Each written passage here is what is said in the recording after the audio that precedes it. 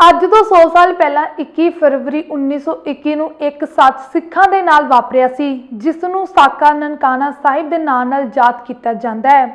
ਇਹ ਸਾਕਾ ਪਹਿਲੇ ਪਾਤਸ਼ਾਹ ਸ੍ਰੀ ਗੁਰੂ ਨਾਨਕ ਸਾਹਿਬ ਜੀ ਦੇ ਪ੍ਰਕਾਸ਼ ਅਸਥਾਨ ਗੁਰਦੁਆਰਾ ਸ੍ਰੀ ਨਨਕਾਣਾ ਸਾਹਿਬ ਨੂੰ ਆਜ਼ਾਦ ਕਰਵਾਉਣ ਵੇਲੇ ਵਾਪਰਿਆ ਸੀ। इस बार साका ननकाना साहिब की शताब्दी पूरी दुनिया दे विच बहुत वड्डे पद्धर ते मनाई जा रही है, पर भारत सरकार वालों भारत विच वसदे सिखां नूं गुरद्वारा ननकाना साहिब ना जाण देण दी कार्रवाई ने सिखां दे हित दे विलुंदर दित्ते ने। तैनू पत्थर वर्गे हाकम पता की वरते भाणे दा, साडे दिल चो हो के जांदा रस्ता उस ननकाणे दा। तैनू बुरकी खोणी आउंदी, तैनू आउंदा झूठ फरेब, साडा बाबा रोज़ ही दसदा सुख की वंड के खाने दा। लैंदा चढ़दा जो भी है पंजाब है, साडे लोक ही ने, जिद्दां बहुता फर्क नहीं हुंदा, पैंदा कदे सराणे दा। जिसरा कंडे बीज रहा तू एक नूर दे उपजियां लई, झूठ नमाज़ां फिर नहीं होना, फायदा जंजू पाने दा। चरखड़ियां ते पोटा पोटा सीस किवें कटवाईए, सिदक नाल ही दींदा ए सच, तवियां ते चढ़ जाने दा। साका ननकाना साहिब दा जिक्र होया। गुरद्वारा साहिब नूं आज़ाद करवाउण दा मकसद सिर्फ संबंधित थां नूं अपने कब्जे विच लैणा ही नहीं सी, बल्कि उस पवित्र अस्थान दी भंग हो रही गुरमर्यादा लागू करवाउणा भी सी। उस वक्त दे महंत नारायण दास उर्फ नरैणू ते उस तो पहलां रह चुके महंत साधू राम ते किशन दास ने ननकाना साहिब दे विच हालात मस्से रंगड़ वाले समय तो भी बदतर बना दिते सी। हुण केवल उत्थे नाचियां दा नाच ही नहीं हुंदा सी, बल्कि उस स्थान दे दर्शन करन जाण वालियां बीबियां दी इज्जत भी महफूज नहीं सी रही। 1918 ਵਿੱਚ ਜਦੋਂ ਇੱਕ ਸੇਵਾ ਮੁਕਤ ਸਿੰਧੀ ਅਫਸਰ ਆਪਣੇ ਪਰਿਵਾਰ ਸਮੇਤ ਗੁਰਦੁਆਰਾ ਨਨਕਾਣਾ ਸਾਹਿਬ ਨਤਮਸਤਕ ਹੋਣ ਲਈ ਆਇਆ ਤਾਂ ਰਾਤ ਨੂੰ ਉਸ ਦੀ 13 ਵਰਿਆਂ ਦੀ ਮਾਸੂਮ ਬੱਚੀ ਨਾਲ ਮਹੰਤ ਦੇ ਇੱਕ ਚੇਲੇ ਨੇ ਘਟੀਆ ਹਰਕਤ ਕੀਤੀ। ਮਹੰਤ ਦੇ ਚੇਲਿਆਂ ਵੱਲੋਂ ਅਕਸਰ ਹੀ ਅਜਿਹੀਆਂ ਹਰਕਤਾਂ ਇੱਥੇ ਕੀਤੀਆਂ ਜਾਣ ਲੱਗ ਪਈਆਂ। ਇੰਨਾ ਹੀ ਨਹੀਂ, ਮਹੰਤ ਆਪ ਹੁਦਰੀਆਂ ਤੇ ਇੱਥੋਂ ਤੱਕ ਉਤਰ ਆਇਆ ਕਿ ਜਦੋਂ ਸਿੱਖਾਂ ਨੇ ਮਹੰਤ ਦੀਆਂ ਇਹਨਾਂ ਕਰਤੂਤਾਂ ਖਿਲਾਫ ਆਵਾਜ਼ ਚੁੱਕੀ ਤਾਂ ਅੱਗਿਓਂ ਮਹੰਤ ਨੇ ਐਲਾਨੀਆਂ ਕਹਿ ਦਿੱਤਾ ਕਿ ਇਹ ਗੁਰਦੁਆਰਾ ਮੇਰੀ ਨਿੱਜੀ ਦੁਕਾਨ ਹੈ, ਆਪਣੀਆਂ ਔਰਤਾਂ ਨੂੰ ਇੱਥੇ ਨਾ ਭੇਜਿਆ ਕਰੋ। ਉਸ ਤੋਂ ਬਾਅਦ ਨਨਕਾਣਾ ਸਾਹਿਬ ਦੇ ਪਵਿੱਤਰ ਅਸਥਾਨ ਉੱਤੇ ਅਜਿਹੇ ਕੁਕਰਮਾਂ ਨੂੰ ਬੰਦ ਕਰਵਾਉਣ ਅਤੇ ਗੁਰਮਰਿਆਦਾ ਲਾਗੂ ਕਰਵਾਉਣ ਲਈ 26 ਜਨਵਰੀ 1921 ਨੂੰ SGPC ਦੇ ਜਨਰਲ ਇਜਲਾਸ ਵਿੱਚ ਇੱਕ ਖਾਸ ਗੁਰਮਤਾ ਪਾਸ ਕਰਕੇ 4, 5 ਤੇ 6 ਮਾਰਚ 1921 ਨੂੰ ਸ਼੍ਰੀ ਨਨਕਾਣਾ ਸਾਹਿਬ ਵਿਖੇ ਇੱਕ ਵੱਡਾ ਇਕੱਠ ਸੱਦਣ ਦਾ ਫੈਸਲਾ ਲਿਆ ਗਿਆ। ਪੰਥਕ ਇਕੱਠ ਦੀ ਸੂਹ ਜਦੋਂ ਨਰੈਣੂ ਮਹੰਤ ਨੂੰ ਲੱਗੀ ਤਾਂ ਉਸਨੇ ਵਿਉਂਤ ਘੜ ਲਈ ਕਿ ਉਹ ਸਿੱਖਾਂ ਦੇ ਉਸ ਭਾਰੀ ਇਕੱਠ ਤੇ ਹਮਲਾ ਕਰਕੇ ਸਾਰੇ ਸਿੱਖਾਂ ਨੂੰ ਮਾਰ ਦੇਵੇਗਾ।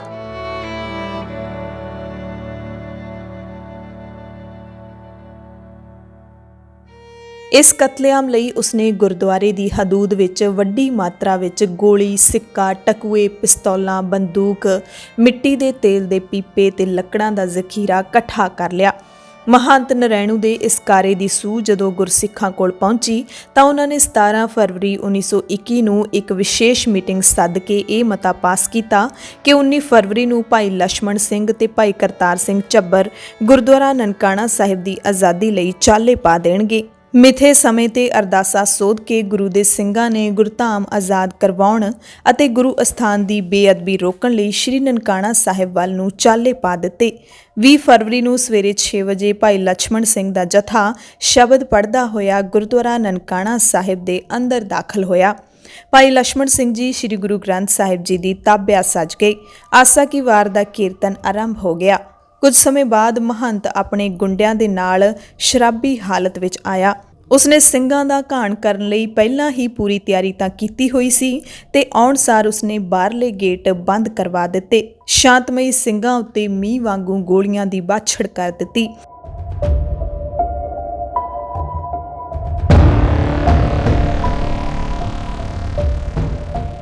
ਸ਼੍ਰੀ ਗੁਰੂ ਗ੍ਰੰਥ ਸਾਹਿਬ ਜੀ ਦੀ ਤਾਬਿਆ ਬੈਠੇ ਭਾਈ ਲਛਮਣ ਸਿੰਘ ਨੂੰ ਗੋਲੀਆਂ ਮਾਰ ਕੇ ਅਧਮੋਇਆ ਕਰਨ ਤੋਂ ਬਾਅਦ ਜੰਡ ਨਾਲ ਪੁੱਠਾ ਲਮਕਾ ਕੇ ਅੱਗ ਲਾ ਕੇ ਸ਼ਹੀਦ ਕਰ ਦਿੱਤਾ ਗਿਆ। ਪਾਵਨ ਸਰੂਪ ਨੂੰ ਗੋਲੀਆਂ ਨਾਲ ਵਿੰਨ ਕੇ ਬੇਅਦਬੀ ਕੀਤੀ ਗਈ। ਜਦੋਂ ਭਾਈ ਦਲੀਪ ਸਿੰਘ ਗੁਰਦੁਆਰੇ 'ਚ ਦਾਖਲ ਹੋਏ ਤਾਂ ਉਹਨਾਂ ਨੂੰ ਵੀ ਬਲਦੀ ਭੱਠੀ ਵਿੱਚ ਸੁੱਟ ਕੇ ਸ਼ਹੀਦ ਕਰ ਦਿੱਤਾ ਗਿਆ। ਸ਼ਹੀਦ ਸਿੰਘਾਂ ਨੂੰ ਮਿੱਟੀ ਦਾ ਤੇਲ ਪਾ ਕੇ ਸਾੜਿਆ ਗਿਆ। ਕਈ ਸਿੰਘਾਂ ਨੂੰ ਬਰਛਿਆਂ ਤੇ ਗੰਡਾਸਿਆਂ ਨਾਲ ਵੱਢ ਟੁੱਕ ਦਿੱਤਾ। ਸ਼ਹੀਦਾਂ ਤੇ ਜ਼ਖਮੀਆਂ ਦੇ ਢੇਰ ਇਕੱਠੇ ਕਰਕੇ ਤੇਲ ਪਾ ਕੇ ਅੱਗ ਲਾ ਦਿੱਤੀ ਗਈ। ਕਈਆਂ ਨੂੰ ਤਾਂ ਜਿਉਂਦਿਆਂ ਹੀ ਅੱਗ ਵਿੱਚ ਸੁੱਟ ਦਿੱਤਾ ਗਿਆ। ਸਾਕਾ ਇੰਨਾ ਦਿਲ ਕੰਬਾਊ ਸੀ ਜਿਸ ਨੂੰ ਦੇਖ ਕੇ ਸ਼ਾਇਦ ਔਰੰਗਜ਼ੇਬ, ਨਾਦਰ ਸ਼ਾਹ, ਅਬਦਾਲੀ, ਮੀਰ ਮਨੂ ਵਰਗਿਆਂ ਦੀਆਂ ਰੂਹਾਂ ਵੀ ਕੰਬ ਉੱਠੀਆਂ ਹੋਣਗੀਆਂ।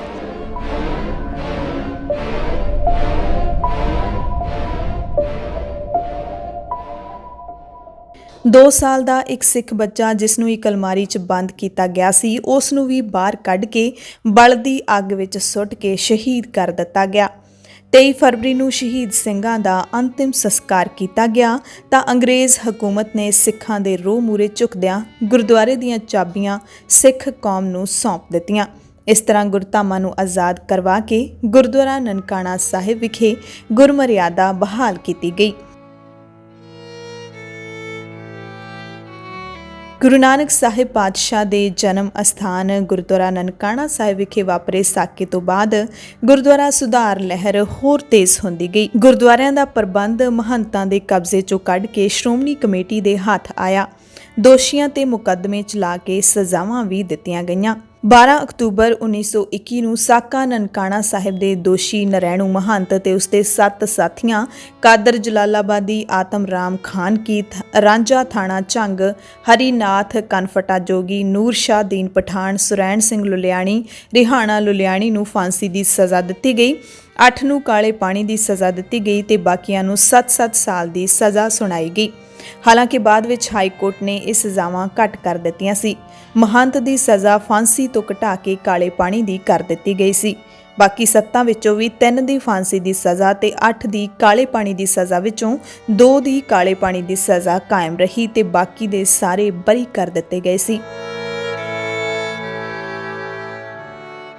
ਸ਼ਹੀਦੀਆਂ ਦੇ ਕੇ ਗੁਰਦੁਆਰਾ ਸ਼੍ਰੀ ਨਨਕਾਣਾ ਸਾਹਿਬ ਦਾ ਪ੍ਰਬੰਧ ਸਿੱਖ ਪੰਥ ਦੇ ਹੱਥਾਂ ਵਿੱਚ ਆਇਆ ਸੀ, ਪਰ 1947 ਦੀ ਵੰਡ ਤੋਂ ਬਾਅਦ ਇਹ ਗੁਰਧਾਮ ਪਾਕਿਸਤਾਨ ਵਿੱਚ ਰਹਿ ਗਏ ਸਨ। ਪੰਥ ਫਿਰ ਤੋਂ ਇਸ ਦੇ ਦਰਸ਼ਨ ਦੀਦਾਰਿਆਂ ਤੋਂ ਵਾਂਝਾ ਹੋ ਗਿਆ ਤੇ ਜਿਸ ਦੇ ਖੁੱਲੇ ਦਰਸ਼ਨ ਦੀਦਾਰਿਆਂ ਦੇ ਸਿੱਖ ਨੂੰ ਲੈ ਕੇ ਅੱਜ ਵੀ ਸਿੱਖ ਪੰਥ ਰੋਜ਼ ਅਰਦਾਸ ਕਰਦਾ ਹੈ। ਇਸ ਵਾਰ ਭਾਰਤ ਸਰਕਾਰ ਵੱਲੋਂ ਸਿੱਖ ਸੰਗਤ ਦੇ ਜਥੇ ਨੂੰ ਪਾਕਿਸਤਾਨ ਜਾਣ ਤੋਂ ਰੋਕ ਕੇ ਦਰਸ਼ਨਾਂ ਦੀ ਤਾਂਘ ਨੂੰ ਹੋਰ ਡੂੰਘਾ ਕਰ ਦਿੱਤਾ ਹੈ। ਦਾ ਖਾਲਸ ਟੀਵੀ ਵੱਲੋਂ ਸਾਕਾ ਸ਼੍ਰੀ ਨਨਕਾਣਾ ਸਾਹਿਬ ਦੇ ਸ਼ਹੀਦਾਂ ਨੂੰ ਪ੍ਰਣਾਮ।